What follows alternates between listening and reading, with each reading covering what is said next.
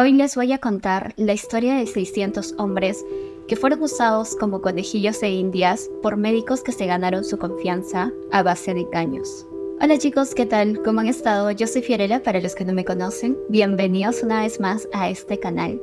Y este es uno de los hechos más vergonzosos en la historia de los Estados Unidos. El aberrante experimento de Tuskegee. En la década de 1930, los Estados Unidos estaba plagado por la sífilis. Esta enfermedad de transmisión sexual afectaba a 1 de cada 10 estadounidenses. Esta enfermedad producía dolorosas úlceras en los genitales o la boca, además de sarpullidos persistentes hasta 2 años. Luego, estos síntomas se agravaban con erupciones en la piel, fiebre, entre otros síntomas. Y en una etapa terminal, dañaba gravemente órganos. Producía desórdenes cardíacos y cerebrales, afectaba a los nervios, a los huesos y articulaciones, e incluso dejaba ciegos a los infectados.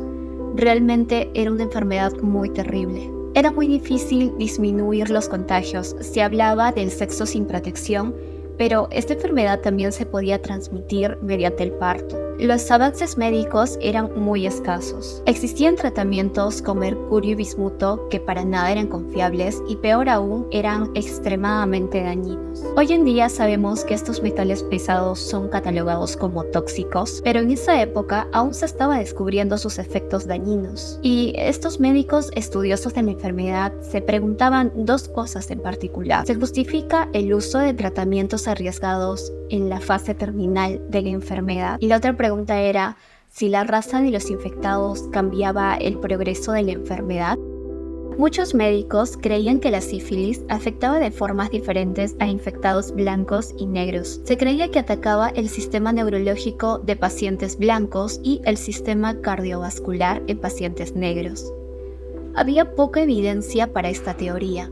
Y es por eso que el sistema de salud médico decidió investigar más e inició un estudio aparentemente inofensivo. Tuskegee, Alabama, 1932. En 1932 se escogió el pueblo de Tuskegee en Alabama para realizar estos experimentos. En este pequeño pueblo había un pequeño hospital y Tuskegee contaba con una población grande de participantes afroamericanos, en su mayoría humildes y analfabetos.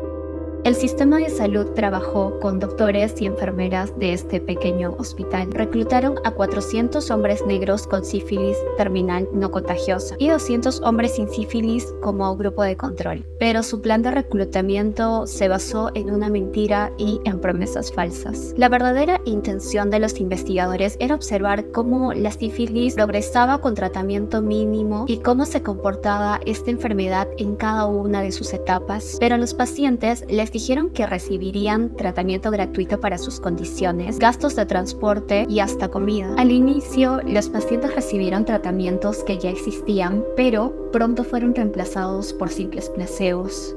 E incluso les dijeron que iban a usar un nuevo remedio especial para la enfermedad. Y bajo este pretexto, hicieron punciones lumbares invasivas para investigar las consecuencias neurológicas de la sífilis. Al morir los pacientes, el sistema de salud acudía pronto a estudiar los cuerpos y les prometían a los familiares de las víctimas financiar los costos de los funerales a cambio de autopsias. Cuando publicaban sus estudios, declaraban que los hombres eran voluntarios, lo cual no era cierto. Esto lo hacían para esconder las circunstancias en las que habían sido reclutados. Fuera de Alabama, el tratamiento para la sífilis avanzaba. Ya desde 1928, Alexander Fleming descubrió la penicilina, pero no fue hasta 1943 que los ensayos clínicos confirmaron que la penicilina curaba la enfermedad en sus etapas más tempranas, y se ordenó mediante una ley la penicilina como tratamiento oficial para la sífilis. Y todo esto tan solo una década después del inicio del estudio de Tuskegee. Pero en Tuskegee los investigadores estaban decididos a continuar con lo que ellos creían era una investigación vital. Querían confirmar sus teorías sobre las diferencias raciales y creían que no tendrían nunca más una oportunidad como esa para observar los efectos a largo plazo de la sífilis no tratada. Y la directiva del estudio decidió ocultar estos nuevos tratamientos a los pacientes, lo cual impidió que ellos recibieran un tratamiento oportuno. Y es más, en la Segunda Guerra Mundial, los investigadores pidieron excluir a algunos hombres de su estudio, lo que les impidió registrarse y recibir penicilina. Y así el estudio continuó durante los 50, aun cuando ya se sabía que la penicilina ayudaba a la sífilis terminal. Hoy en día, según los principios bioéticos, impedir tratamiento en un estudio sin el consentimiento informado del paciente es moralmente aberrante. Pero en gran parte del siglo XX esta práctica era bastante frecuente.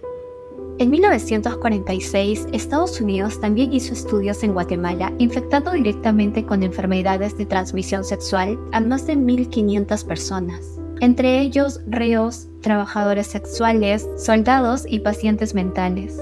Esto para encontrar posibles tratamientos y poner a prueba los que ya existían. Estas personas fueron infectadas con sífilis, gonorrea, chancro, entre otras enfermedades, y las autoridades guatemaltecas de la época estaban al tanto de estos experimentos, así como también la Organización Panamericana de la Salud. Y en otros estudios entre los 50 y 60 hubo médicos que secretamente infectaban a los pacientes con hepatitis viral o cáncer. Con el tiempo, los investigadores se opusieron a estos experimentos injustos. A finales de los 60, Peter Buxton, un epidemiólogo que trabajaba para el sistema de salud, se enteró mediante sus compañeros de este experimento. Él no lo podía creer, intentó convencer al sistema médico de salud para considerar el fin de ese estudio, pero después de que la directiva se negara diciendo que el experimento aún no terminaba, Buxton se lo comunicó a la prensa. El 25 de julio de 1972, un artículo en el New York Times del estudio de Tuskegee fue noticia en todo el país. Después de varias protestas públicas, una investigación federal y una demanda, el estudio finalmente se detuvo en 1972, 40 años después de su comienzo y 30 desde que se descubrió el tratamiento para la sífilis. No se encontró ninguna evidencia de diferencia racial y para cuando terminó el estudio, solo 74 de los 600 hombres seguían vivos. 40 esposas habían sido infectadas y producto de ello, 19 niños nacieron con la enfermedad. Después de lo que pasó en Tuskegee, se aprobaron nuevas leyes para asegurarse de que las investigaciones médicas sean más éticas y que las personas sepan en qué están participando. Pero el racismo sigue siendo un problema en cómo se hacen las investigaciones y en cómo se brinda atención médica en todo el país. Para resolver estos problemas se necesita un cambio profundo en el sistema, mejor acceso a los servicios de salud para todos y más transparencia en cómo se realizan los estudios médicos. En 1997, el presidente Bill Clinton invitó a los sobrevivientes de este estudio a la Casa Blanca para ofrecerles unas disculpas formales, y describió estas acciones del gobierno como claramente vergonzosas y claramente racistas. En 1999, Buxton asistió a un evento conmemorativo sobre este estudio en Tuskegee, Alabama, y en 2019 fue incluido como miembro honorario de la salud pública. Y en mayo de este año, 2024, Buxton falleció. El estudio se le atribuye al Dr. Taliaferro Clark. Dijo que su intención era observar a los sujetos con sífilis no tratados por 6 u 8 meses, y al 8º mes comenzar la fase del tratamiento, pero que estuvo en desacuerdo cuando los demás miembros de la directiva decidieron extender el experimento y que por ese motivo se retiró.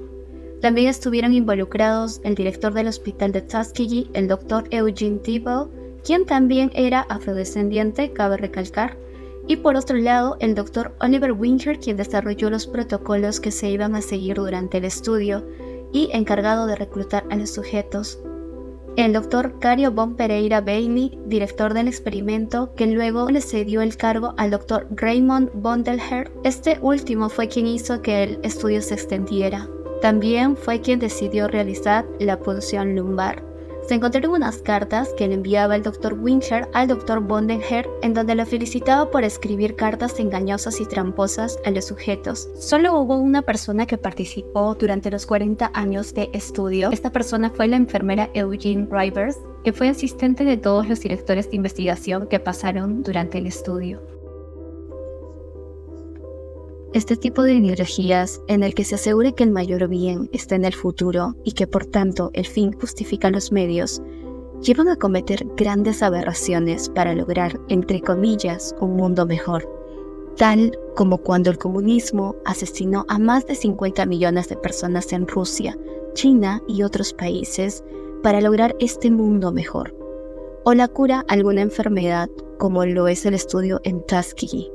No se dan cuenta que creer en un cielo futuro produce un infierno presente. A estas personas les engañaron por tanto tiempo. Confiaron en médicos que decían cuidar su salud y estar ayudándolos, pero solo estaban experimentando con sus vidas. Estas personas tenían esposas e hijos y no solo ellos se vieron afectados, sino que hubo daños colaterales. El estudio de Tuskegee es un recordatorio doloroso de cómo la ciencia, cuando se desvía de la ética, puede convertirse en un instrumento de injusticia y dolor.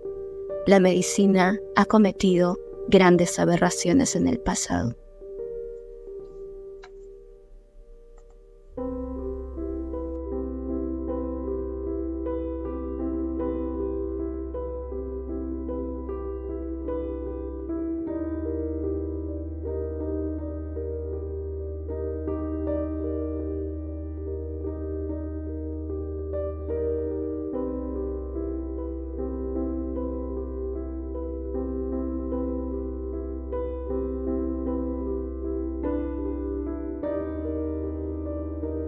Y bueno chicos, esto es todo por hoy. Creo que esta historia es una de las historias más indignantes que he contado aquí en mi canal. Realmente a veces uno no puede creer hasta dónde puede llegar la inconsciencia humana. Y bueno, nada, cuéntenme en sus comentarios qué opinan acerca de esta historia. No olvides dejar tu like y suscribirte para no perderte más historias como estas. Chao.